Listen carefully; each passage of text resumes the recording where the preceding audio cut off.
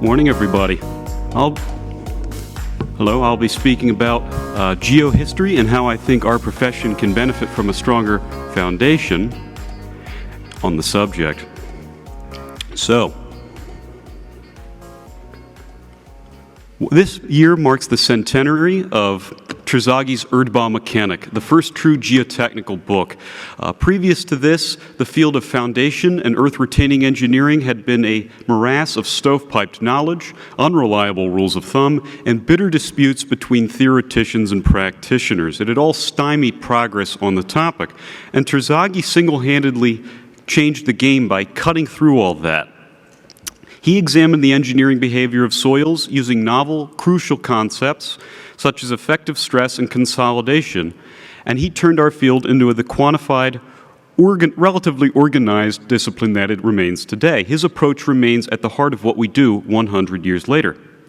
Now, 100 years on from Erdbau Mechanik, our profession has accumulated a very rich heritage. I like to call that geohistory, and it's a subject that is acutely of interest to most of us.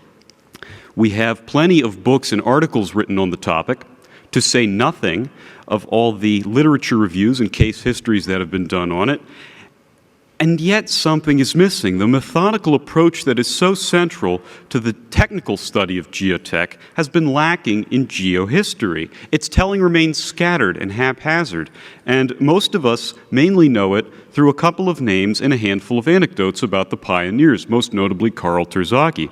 And so the state of geohistory today really calls to mind the state of geotech 100 years ago, where many key facts are known, but they haven't yet been tied together. So if we look at how Terzaghi closed gaps in our field on the technical side 100 years ago, I would say that gives us a good idea of how we might do the same with geohistory and the likely advantages of doing so. Now, it's entirely reasonable to ask how much we can integrate history, which is a social science, into our unmistakably technical discipline. But I would point out that both subjects involve using experiential judgment to extrapolate from limited sets of data. I like to tell non-engineers when I discuss what I do that geotech, in essence, is the art and science of gathering a needle and using it to describe the haystack. And I would say that history is quite similar. If you think about it, no historical study can fully recapture the era it examines. Few historians have been more conscious of those limitations than the Nobel Prize-winning historian and statesman Sir Winston Churchill, who memorably compared studying history to stumbling down a dark trail with a flickering lamp. But that flickering lamp still provides an awesome amount of illumination. Studying history, even the limited portions of history that survive for us to study, improves our decision-making and judgment. It allows us to draw on billions of other people's experiences across hundreds, even thousands of years. Sir Winston understood that well and phrased it beautifully. The longer you can look back, the farther you can look forward. So I foresee two major positive effects in our field from studying geohistory in greater depth and expanding the basis on which we make geotechnical decisions. From my point of view, it will allow us to first improve our standard of care and second, more effectively leverage our forebears' experiences to our benefit. So, talking about the first point, reviewing vintage geotech ideas in hopes of improving the standard of care is inevitably going to turn up many ideas that were just plain wrong. Dynamic pile formulas come to mind right away. But I think it also has the potential to turn up many other ideas, stronger ones. Some were probably just overlooked. Some probably weren't popular with the powers that were at the time they came out. And others simply predated the technology needed to take them further. And as for the principles of our field that we think of as the right ones, well, hold on a minute there. Our field's tenets are, of course, human constructs, and anything we create as humans is inherently prone to mistakes. To err is human. I think revisiting geohistory more systematically will help us internalize that reality. And as we do so, it'll make it that much easier to revise and, if need be, correct the fundamental theories and technologies of our field. Dick Handy, the professor emeritus at Iowa State, about whom a biography is forthcoming, saw an excellent example of that in the 1980s. At that time, he was investigating a deadly retaining wall failure in Illinois, and he was using Terzaghis theory of soil arching to do so. During the process of his investigation, Professor Handy found that if he changed a stress Terzaghi had represented in his theory as compressive to a tensile stress, the theory much more closely matched what he had observed at the site of this retaining wall failure. And so Professor Handy found and fixed that error in the theory of soil arching. It won him ASCE's Middlebrooks Award. I suspect that many similar revisions and corrections await us if we start studying geohistory more rigorously. I think improving our best practices by using geohistory to correct them has the potential to help us better serve and protect the public, which is, of course, the top priority in our code of ethics. And in addition, it has the potential to help us save time and money during construction and to more effectively meet the needs of the communities in which we live. Looking at our forebears' experiences collectively, learning on their dimes, as it were, will also help us better grasp big picture trends in our field, not just the technical ones, but perhaps even more critically, the non-technical ones. For instance, if you look at the pioneers of geotech, they were, by and large, almost all white men. Extensive research done since that time has rigorously demonstrated that diversity of all kinds bolsters the performances of groups and fields. So just think about it. These pioneers got as far as they did with our field with almost no diversity. Just think of how much further we can get by harnessing the diversity we now have at our fingertips.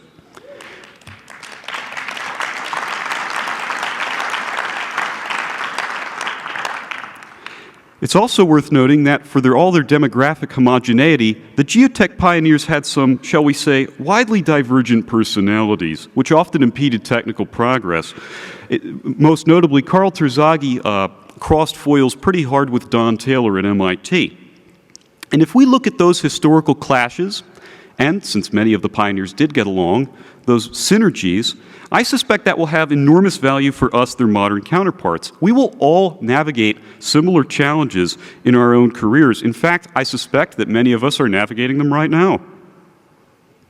Now, new lines of inquiry in any technical discipline deserve discussion and healthy skepticism, especially those that are off the beaten track like geohistory.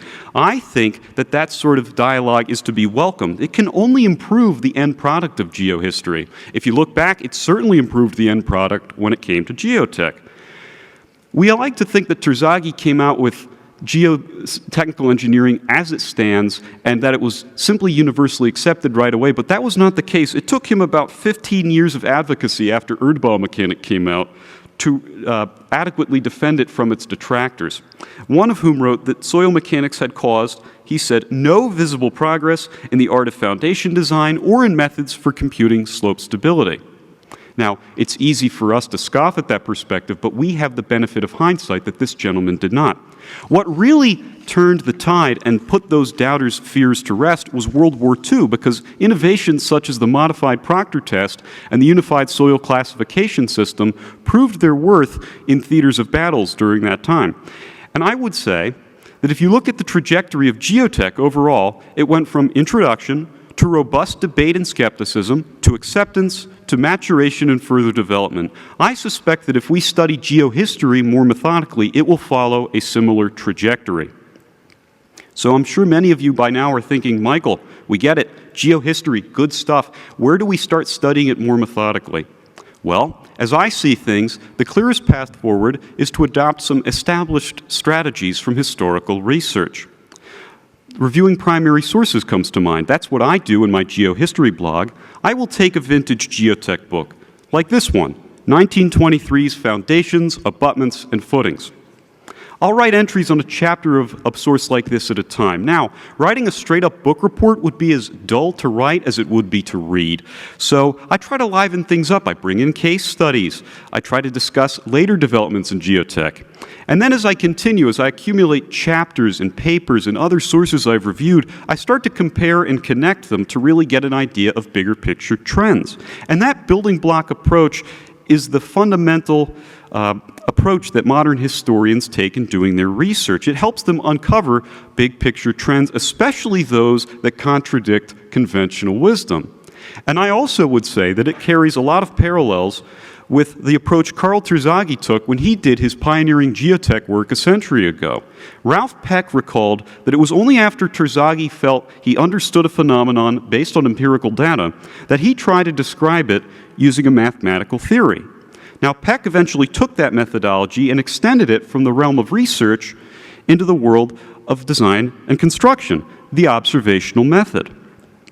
And that building block approach, as pioneered by Terzaghi and Peck, I would argue will benefit geohistory as well. It will make it more accurate and thus more useful to all of us by bringing into focus major trends that we've overlooked. Now, studying geohistory will take time to bear fruit for our profession. It will take some startup effort to get it going. And even as our knowledge of the subject matures, it will never fully be complete. But I do not see that as a deterrent. If you think about it, most valuable efforts are worth starting, even if they'll be tough or impossible to finish. Just look at our field. President Kennedy put that really well in his inaugural address, a speech I'm sure some of you in this room remember quite keenly. He discussed his goals for the nation and the world, and then acknowledged, all this will not be finished in the first 100 days, nor will it be finished in the first 1,000 days, nor in the life of this administration, nor even perhaps in our lifetime on this planet. But let us begin. So, in summary, I foresee a number of benefits from studying geohistory in a methodical, source-driven way. I think it will help us bring about new solutions, new techniques, new perspectives. It will help us improve our best practices and the safety of the public by refining and, as needed, correcting the fundamental principles of our field. And it will help us draw upon our predecessors' experiences to navigate the daily challenges not just that we face, but that our profession faces. And based on my blog writing and research to date, I feel very confident that more and larger scale geohistory findings await us as we begin regularly using our field's yesterdays to chart the course for its tomorrows. Thank you for your time.